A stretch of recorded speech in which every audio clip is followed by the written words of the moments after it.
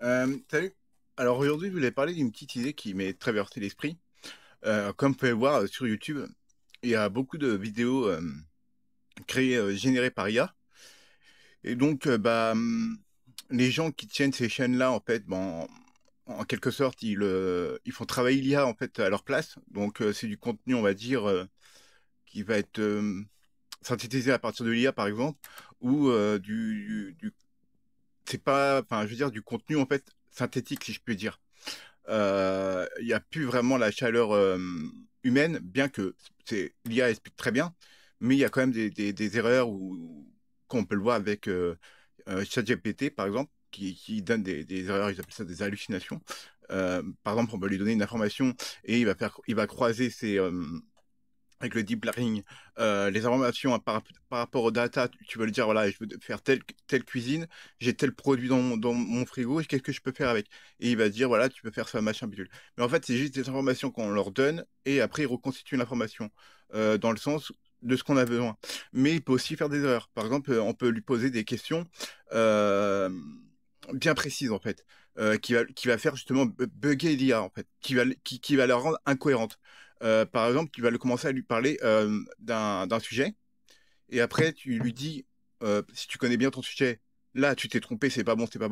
Et en lui disant ça, elle va se corriger, et à force de se corriger, et ben, elle va finir par faire des erreurs elle-même. Et en fait, à la fin, c'est même plus cohérent. Et en fait, on s'est éloigné du sujet de base, et on est arrivé dans un sujet qui a rien à voir avec l'idée de base, en fait. Et en fait, bah, les chercheurs, en fait, ou même des personnes qui travaillent en informatique, euh, justement cherche justement toutes ces failles justement de l'IA. Et en fait, faut pas voir ChatGPT comme le Messie ou comme enfin comme une entité, quelque chose qui va te donner de la vraie information. La vraie information, elle viendra de l'humain. Et et pour le moment, de toute façon, on peut même pas appeler ça une intelligence artificielle.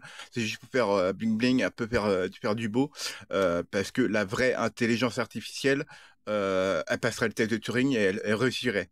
Là, c'est plus des questions-réponses par rapport à du deep learning, c'est-à-dire de l'apprentissage profond. Et en fait, par rapport aux informations qui sont données, il y a plusieurs schémas de neurones qui vont travailler ensemble et qui vont savoir, par exemple, tu lui montres, je sais pas, une pomme de terre, une fraise ou un truc, elle sait reconnaître que c'est une fraise, que c'est tel fruit, machin, etc. Mais c'est parce elle a l'information dans le serveur. Et par contre, s'il y a un truc imaginaire qu'elle connaît pas, elle va s'appuyer sur ce que tu dis pour créer un autre texte, tu vois.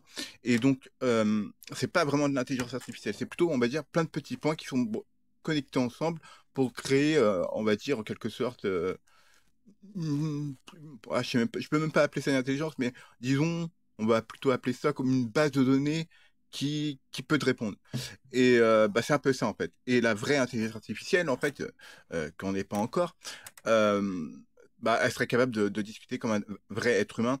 Par exemple, quand on lui dit, bah, par exemple, imaginons qu'on met une IA, une vraie IA dans un système humanoïde robotique, hein, un peu comme Cyprien, hein, le petit robot là qu'il a, qu'on mettrait bah, dedans.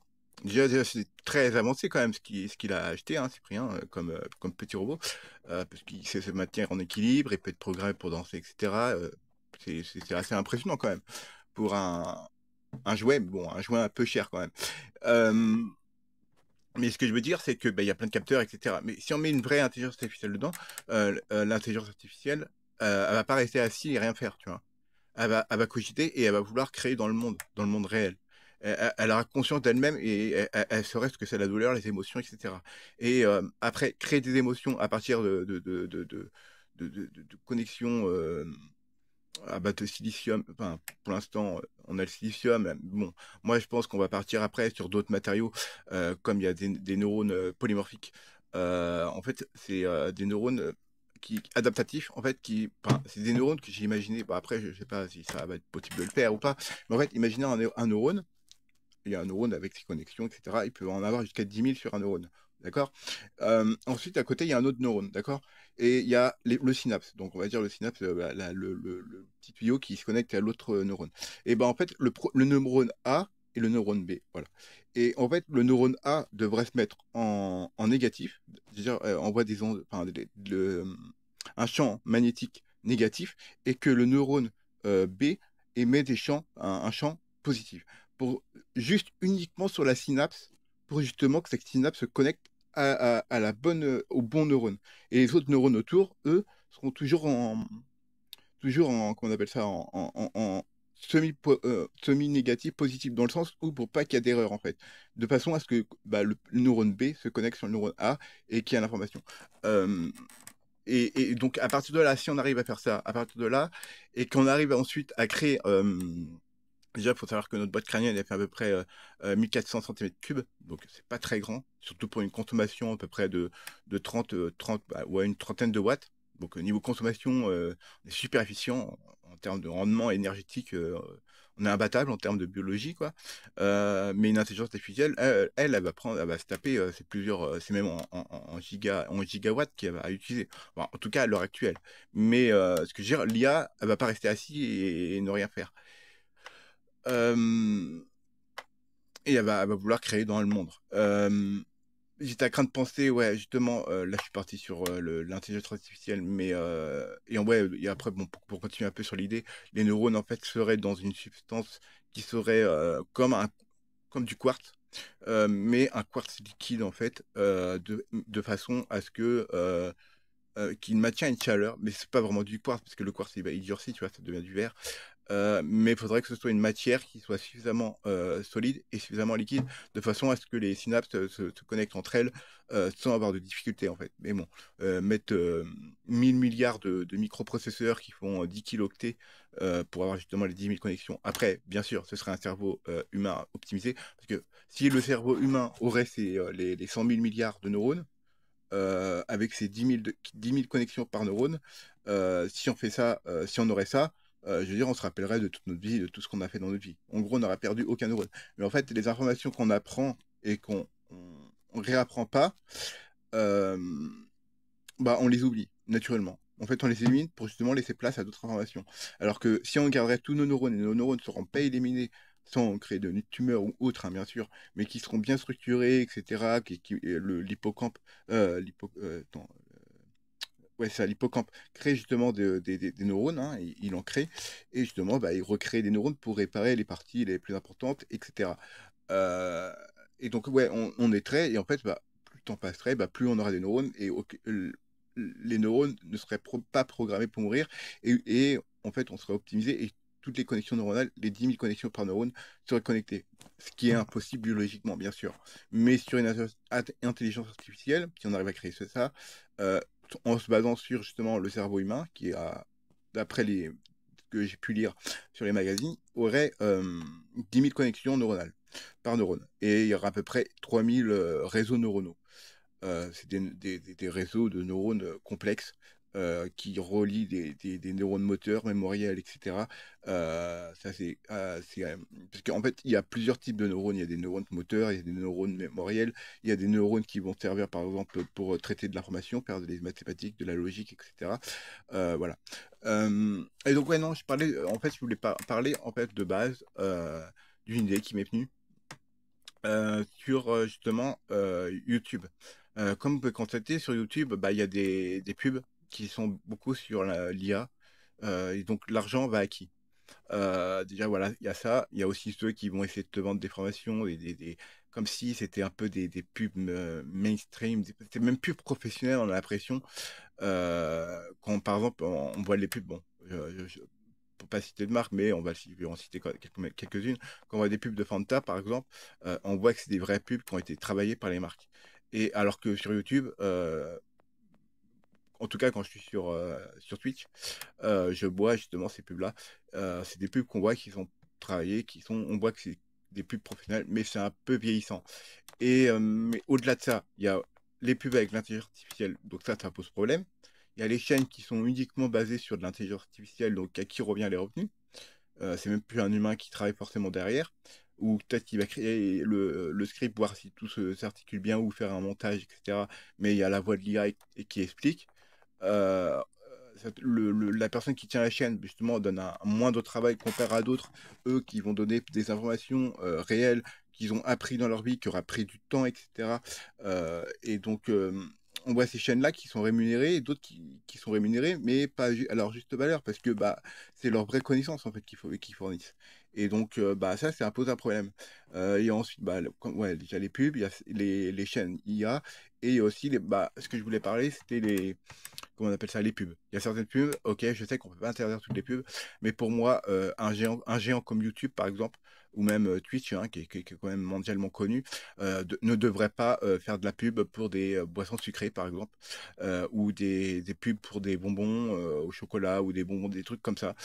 Bon, déjà, il y a les diabétiques, certes, ils peuvent pas bouffer, mais déjà pour peut-être éviter de donner envie aux gens de justement d'acheter ce genre de produits qui sont bourrés de sucre et qui sont pas bons pour la santé, de favoriser par exemple des pubs pour par exemple des produits par exemple végétariens ou même végétaliens, favoriser par exemple des boissons bah, comme Oli qui m'a l'air le moins toxique, en tout cas il n'y a pas de sucre à rajouter, comme les sirops par exemple, hein, les sirops qu'on met, un volume pour un volume de sirop pour 7 volumes d'eau, c'est quand même un peu plus sain.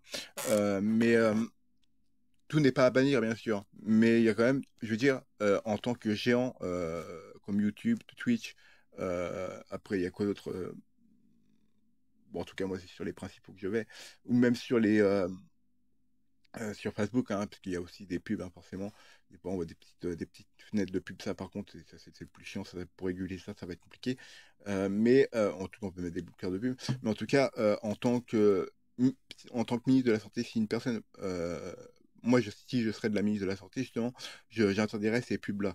Parce que c'est inciter à acheter des produits qui sont pas bons pour la santé. Et une personne qui va tomber malade, qui va avoir le diabète parce il boit trop de sucre, à force d'être martelé depuis tout petit, avoir des pubs sur le sucre comme ça, et que depuis tout petit on te fait boire ça, bah non. C'est pas bon parce que après bon, tu peux développer le diabète, hein, bien sûr, mais du fait que ça fait que moins de gens vont peut-être acheter ou pas, je pense pas qu'il y ait un impact significatif sur leur vente. Tu vas en grande surface, en magasin, tu te promènes, tu connais déjà les marques et tout, t'as pas besoin d'être martelé de pub. Et là, je pense que comment dire, euh, tout ce qui est nutritionnel, en fait, je pense que euh, pour la France, en tout cas, ou même les autres pays de l'Union européenne, je pense que ne pas favoriser les produits sucrés ou les produits qui sont trop gras, etc., en favorisant les pubs justement saines, pour justement que ça coûte moins d'argent à la sécurité sociale. Ils disent qu'on est toujours en manque d'argent, etc., au niveau de l'État, mais en attendant, ils font rien pour justement, comment dirais-je, rendre, par exemple, les fruits et les légumes bio plus accessibles et moins chers. Euh, Ils continuent à autoriser des pesticides qui justement diminuent les valeurs nutritionnelles des fruits et légumes. Ils mettent des pubs qui sont trop sucrées ou des pubs qui vont avoir trop de gras ou les deux, hein, trop de sucre ou trop de gras. Euh, tout ce qui est pub aussi sur la chair animale, moi je suis pas pour, hein, parce que c'est quand même de la cruauté. Hein, faut-il en inverser les rôles si on mettait un être humain en train de se faire tuer et qu'à la place c'était nous, on serait des vaches ou des moutons, peu importe, hein, ou peu importe l'animal en question, et qu'on serait une autre espèce et qu'on verrait des humains se faire tuer et tout ça, et on mettrait un filet mignon humain, tu vois. Bah, ça choquerait tout le monde. On est d'accord. Et bah c'est pareil. C'est de la cruauté animale et donc ces pubs-là, bah non. Je sais que le lobby de la chair animale, même les produits laitiers, c'est un fort lobby en France, mais je pense qu'au bout d'un moment, il faut mettre stop. Et je sais que ces pubs-là rapportent de l'argent, mais cet argent-là, dans les pubs qui sont rapportés pour les youtubeurs et ceux qui sont sur Twitch, euh, ils pourraient très bien mettre des pubs, mais ce seraient des pubs justement pour de la nourriture saine ou des produits, par exemple, des produits à base de CBD, par exemple, des produits à base de CBG ou des crèmes, etc. Des crèmes naturelles, pas des trucs toxiques ou même testés sur les animaux, euh, ou des aliments bio, par exemple, des choses qui justement qui favorisent la santé. Et justement, je pense qu'il y aurait moins de gens qui tomberaient malades et donc coûterait moins cher à l'État et à la sécurité sociale. Parce que quand on voit la consommation de chair animale depuis 1950 à aujourd'hui, on a tellement fait de production de chair animale que en fait le produit avant c'était un produit de luxe. En fait, on mangeait dans les après-guerre, on mangeait à peu près peut-être c'est généralement des œufs, mais généralement, moi je sais qu'en tout cas ma mère, elle me parlait, elle me disait que le week-end c'était plus du poulet, ils mangeaient un poulet, un gros poulet fermier, pas, ils étaient contents, mais la semaine c'était genre du jambon, des trucs vraiment pas chers quoi. Et mais ils en mangeaient pas forcément tous les jours. C'était un produit qui était destiné aux personnes riches. Et nous, en France, certes, on diminue, bien sûr, mais il y a aussi les pays émergents comme la Chine qui ont un pouvoir d'achat qui commence à augmenter. Il y a même des nouveaux riches hein, qui deviennent millionnaires comme ça du jour au lendemain.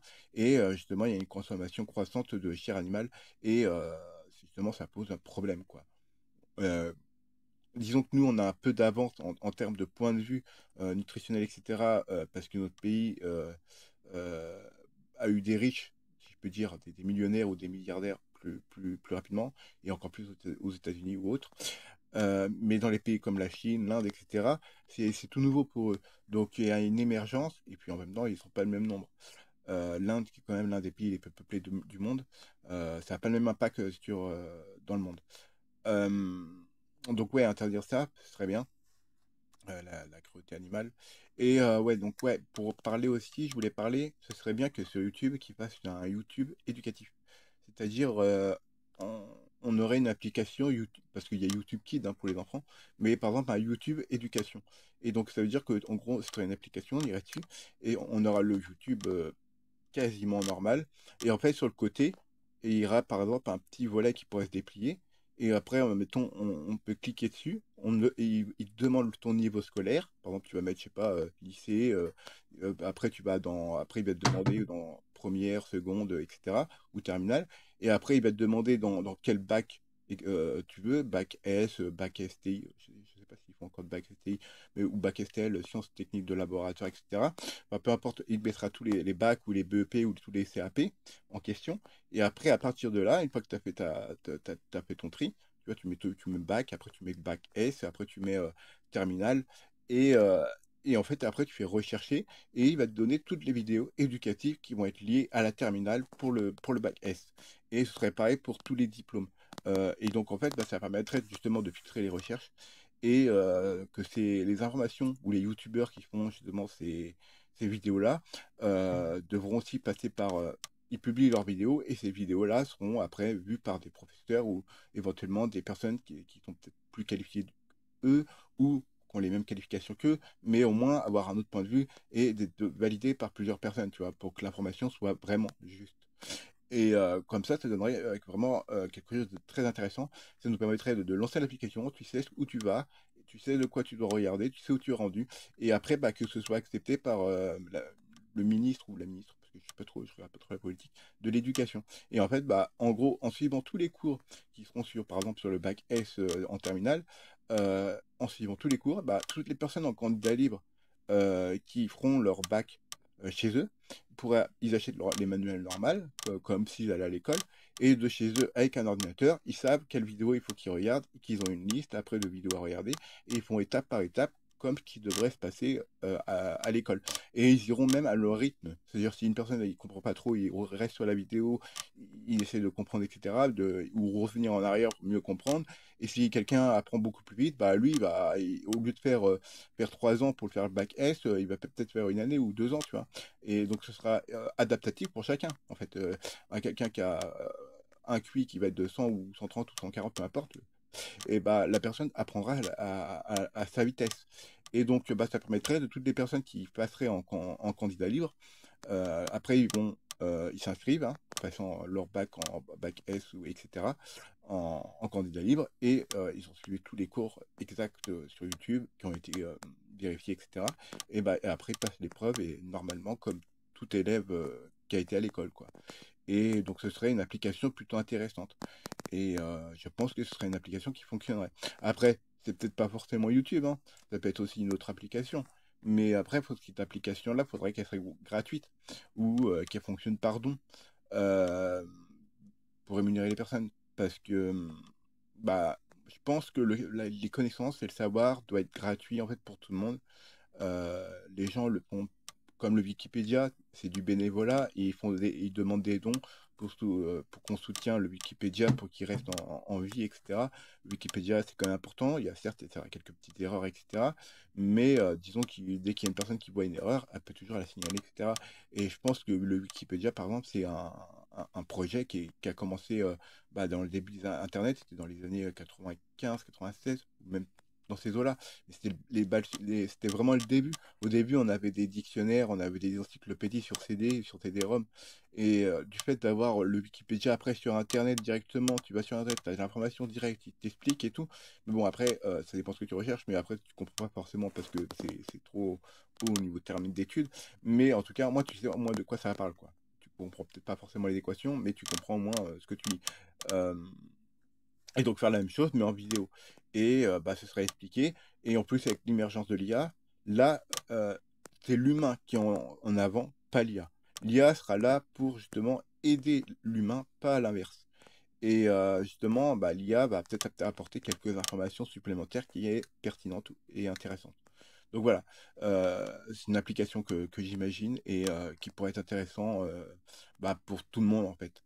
Euh, Même par exemple, si tu prends la grande section ou même maternelle pour un enfant, euh, pour apprendre à lire ou à écrire, ça peut être intéressant. Et cette application, de mettre ça sur diverses langues, d'ailleurs une intelligence artificielle peut traduire justement le français en une autre langue. Et par exemple, quelqu'un qui n'a pas accès à l'école, par exemple, je pense aux pays pauvres, comme je sais pas, le Cameroun ou les pays africains, par exemple, ou même des pays très très pauvres qui sont en Russie, dans l'est de la Russie, vers la Mongolie, ou même des pays qui ont un revenu très faible et donc qui ne peuvent pas forcément faire des longues études, ça leur permettrait à eux, par exemple, d'apprendre et d'avoir des connaissances et pourquoi pas passer un diplôme en candidat libre qui leur donnerait une vraie certification et sans aller à l'école qui est payante ou qui est, parce que peut-être dans certains établissements chez eux, l'école est payante. En tout cas, une chose est sûre, ça permettrait justement que l'information, le savoir soit partagé et que à la fin, l'humanité en fait grandit en fait en termes de connaissances et ça ce serait vraiment bien et ça permettrait justement d'avoir des échanges beaucoup plus enrichissantes. Donc voilà. Parce que quand tu parles avec quelqu'un d'un sujet d'informatique, d'art, de biologie, etc., c'est quand même cool d'avoir quelqu'un qui a plus d'informations que toi, après qui peut t'apprendre. Mais inversement, si vous avez à peu près le même niveau d'études, quand vous discutez ensemble, peut-être que la personne, elle a peut-être pas le même rapport de point de vue que toi, par exemple. Imaginons que il y a deux personnes qui ont un bac S, par exemple, et ils vont discuter ensemble, et peut-être que l'autre personne, elle aura peut-être oublié quelques passages de son bac S, et l'autre non, et inversement. Et tu vois, et du fait de discuter de ça, ça permet de se remémorer des informations qu'on a appris déjà, et justement de renforcer justement ces connexions neuronales euh, mémorielles, en fait, de la mémoire, et justement de s'enrichir mutuellement, même si ça reste le même niveau scolaire. Donc voilà. Euh, je vous fais des poutous, hein, prenez soin de vous, et tchuss.